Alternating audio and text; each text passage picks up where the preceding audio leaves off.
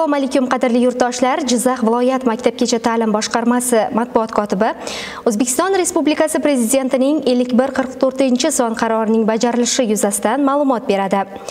O'zbekiston Respublikasi Prezidentining 2021-yil 10-iyundagi 5144-son qaroriga muvofiq Jizzax viloyatining Sharof Rashidov tumanida 15 ta oilaviy nodavlat maktabgacha ta'lim tashkilotlari hamda 2 ta 300 o'rinli davlat xususiy sherikchiligi asosidagi nodavlat maktabgacha ta'lim tashkilotlarini tashkil etish nazarda tutilgan.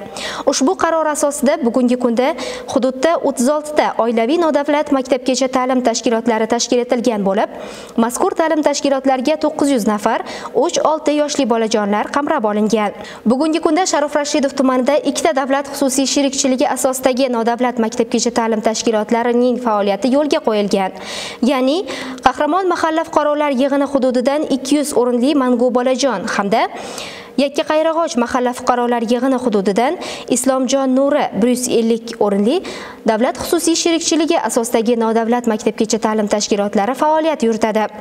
Davlat xususiy sherikchilik asosidagi nodavlat maktabgacha ta'lim tashkilotlari bilan Maktabgacha ta'lim vazirligi o'rtasida bitim imzolanib, kredit mablag'lari ajratilib, bugungi kunda qurilish ishlari olib borilmoqda.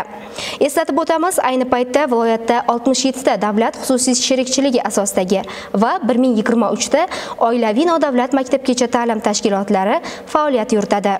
Shu o'rinda yurtdoshlarimizni qiziqtirgan savollarga javoblar keltirib o'tamiz. Farzandimning davlat maktabgacha ta'lim tashkilotida navbat kelguniga qadar oilaviy bog'chaga bersam bo'ladimi? Ha, bo'ladi. Buning ota-onalarga qulaylik tomoni shundaki, bugungi kunda har bir mahallada oilaviy bog'chalar faoliyati yo'lga qo'yilgan. Oilaviy maktabgacha ta'lim tashkilotlari davlat bog'chalari bilan ta'lim jarayonlari bir xil. Shu bilan birgalikda ovqatlanish ratsioni ham davlat bog'chalari bilan bir xil tarzda ishlab chiqilgan. Oilaviy maktabgacha ta'lim tashkilotlari 25 o'ringa mo'ljallangan bo'lib, farzandingiz bilan individual shug'ullanish uchun ham afzalliklar beradi. Men o'qituvchiman, farzandimni nodavlat maktabgacha ta'lim tashkilotiga bersam, qanday imtiyozlar beriladi?